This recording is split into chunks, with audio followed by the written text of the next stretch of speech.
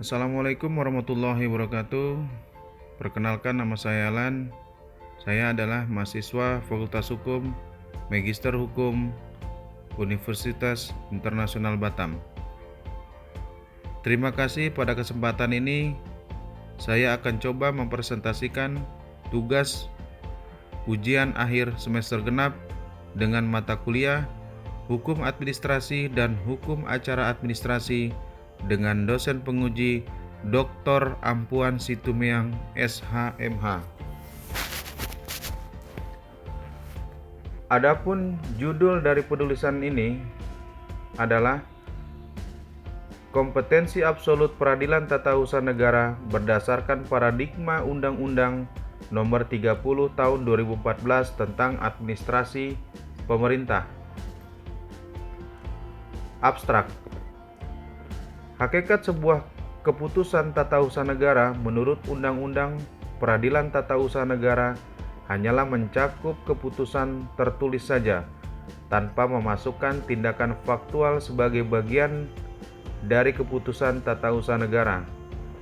Keputusan tata usaha negara tersebut berisi tindakan hukum badan dan atau pejabat tata usaha negara dalam menerbitkan backhiking, sehingga tindakan pemerintah berupaya tindakan material dan tindakan dalam menerbitkan peraturan tidak dianggap sebagai objek pengaturan di dalam Undang-Undang Peradilan Tata Usaha Negara. Selain itu, suatu keputusan yang dapat digugat adalah keputusan yang telah menimbulkan akibat hukum bagi seseorang atau badan hukum perdata apabila dibandingkan dengan Undang-Undang Administrasi Pemerintahan.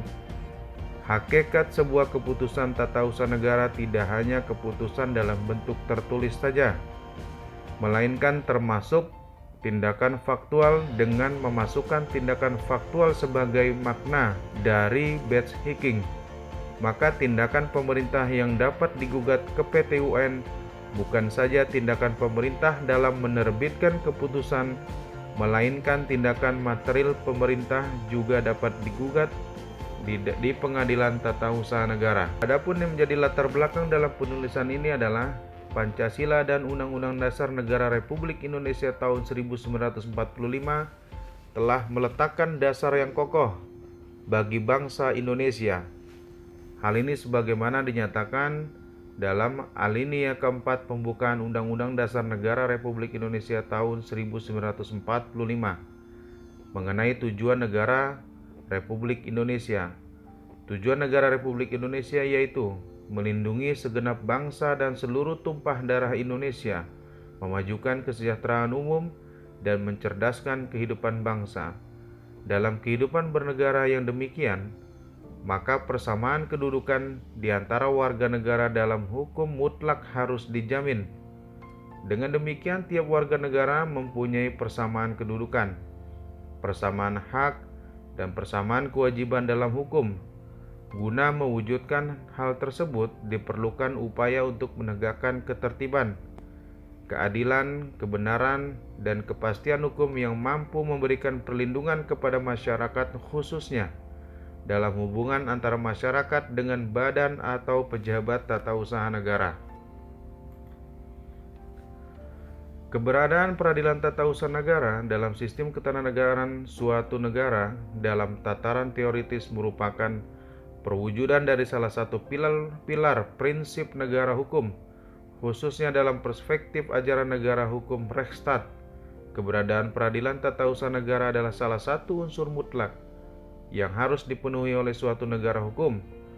Keberadaannya dimaksudkan sebagai penjaga agar setiap kegiatan dan tindakan pemerintah dalam penyelenggaraan tugasnya selalu berdasarkan pada ketentuan hukum atau Rechtmatigheid van het Bestuur dan terlaksananya jaminan serta perlindungan terhadap hak warga negara.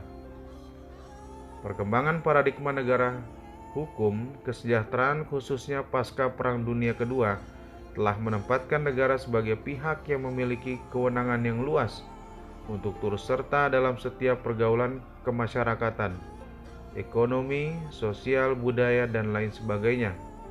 Hal tersebut guna mewujudkan kesejahteraan umum atau Bestur Ros di samping menjaga ketertiban dan keamanan atau rules and order. Perlindungan hukum bagi rakyat atas tindakan pemerintah melalui perlindungan hukum preventif dan perlindungan hukum represif.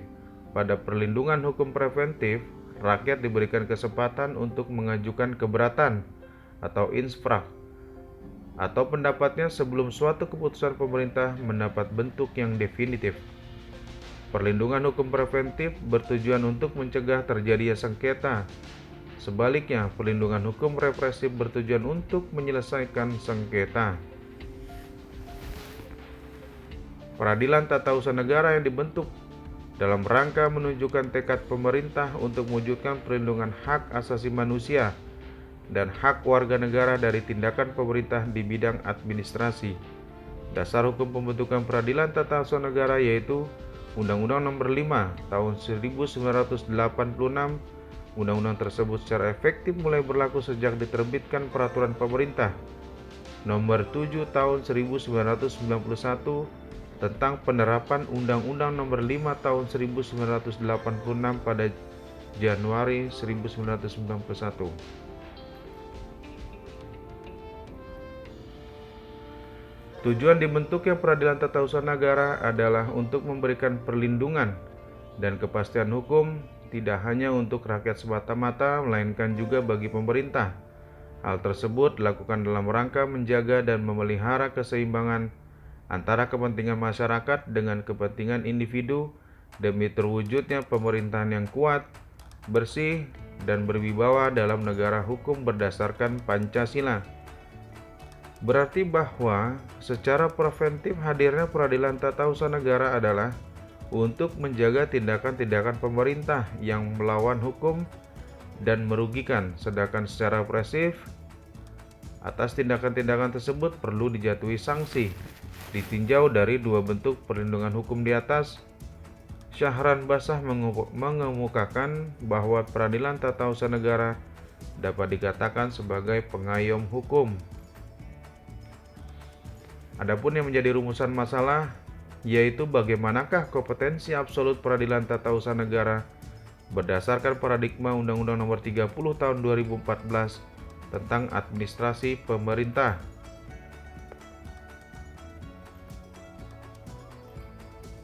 Pembahasan Undang-Undang Peradilan Tata Usaha Negara yang merupakan sumber hukum material dari hukum tata usaha negara dan sumber hukum formil dari hukum acara peradilan tata usaha negara. Pasal 1 sampai pasal 52 merupakan hukum material yang mengatur mengenai hukum tata usaha negara, dan pasal 53 sampai pasal 145 merupakan hukum formil yang mengatur mengenai hukum acara peradilan tata usaha negara.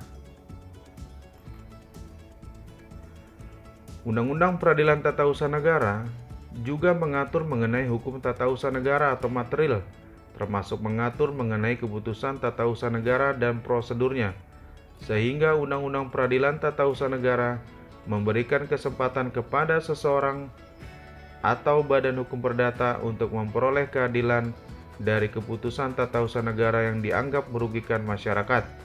Keputusan ini diterbitkan oleh badan atau pejabat tata usaha negara yang berwenang melaksanakan suatu bidang urusan pemerintahan.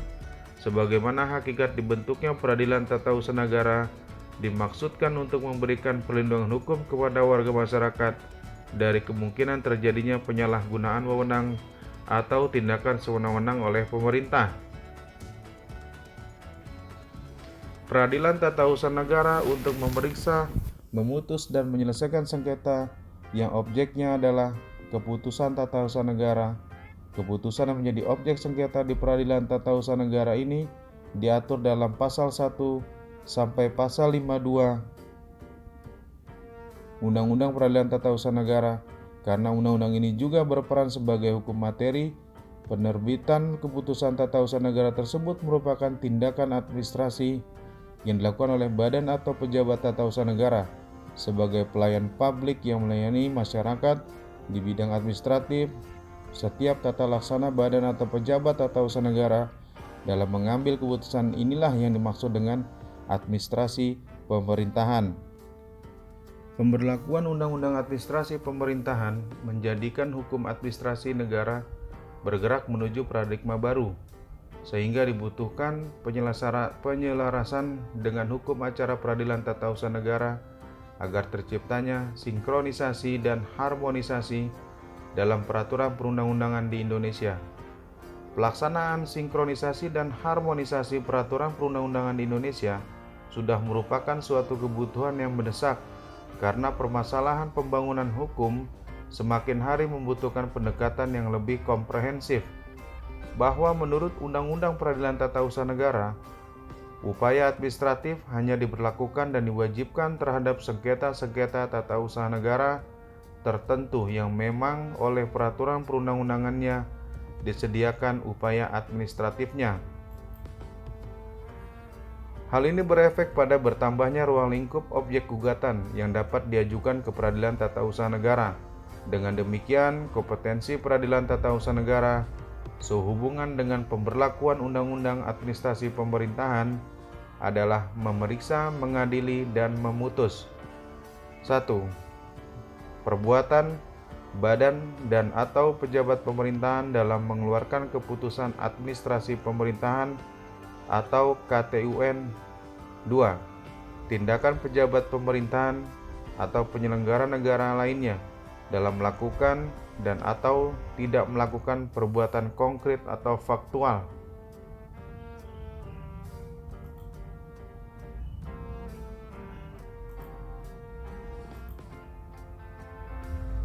Berdasarkan hierarki peraturan perundang-undangan, kedudukan antara Undang-Undang Peradilan Tata Usaha Negara dengan Undang-Undang Administrasi Pemerintahan memiliki kedudukan yang setara, serta kedua undang-undang ini juga bersifat mengikat secara umum.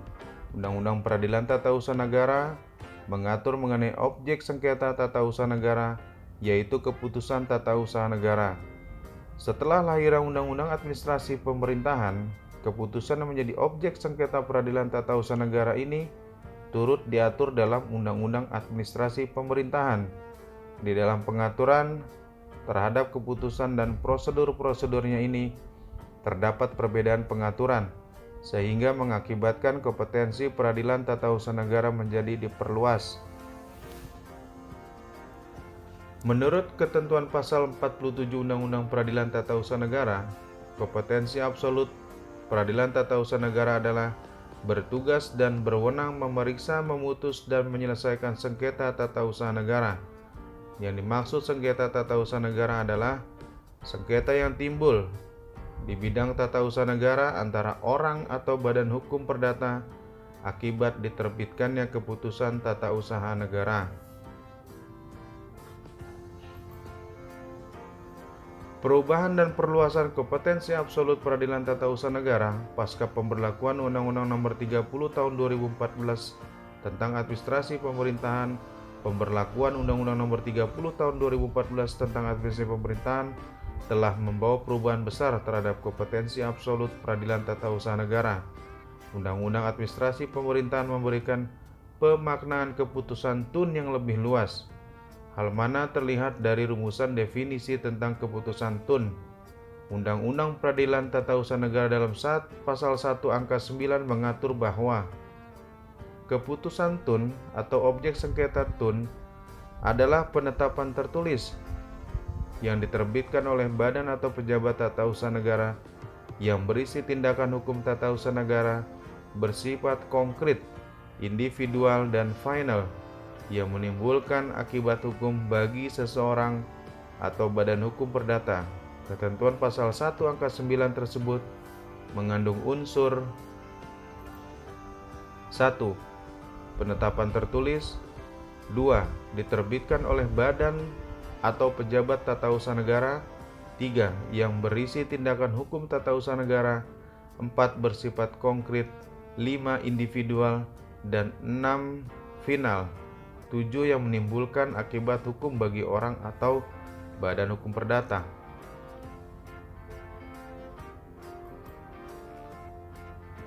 Adapun yang menjadi kesimpulan dari penulisan ini adalah kesimpulan dari pembahasan ialah hakikat sebuah keputusan tata usaha negara menurut Undang-Undang Peradilan Tata Usaha Negara hanyalah mencakup keputusan tertulis saja.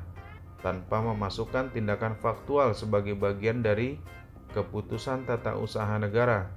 Keputusan tata usaha negara tersebut berisi tindakan hukum badan dan atau pejabat tata usaha negara dalam menerbitkan best hacking, sehingga tindakan pemerintah berupa tindakan material dan tindakan dalam menerbitkan peraturan tidak dianggap sebagai objek pengaturan di dalam Undang-Undang Peradilan Tata Usaha Negara. Selain itu, suatu keputusan yang dapat digugat adalah keputusan yang telah menimbulkan akibat hukum bagi seseorang atau badan hukum perdata.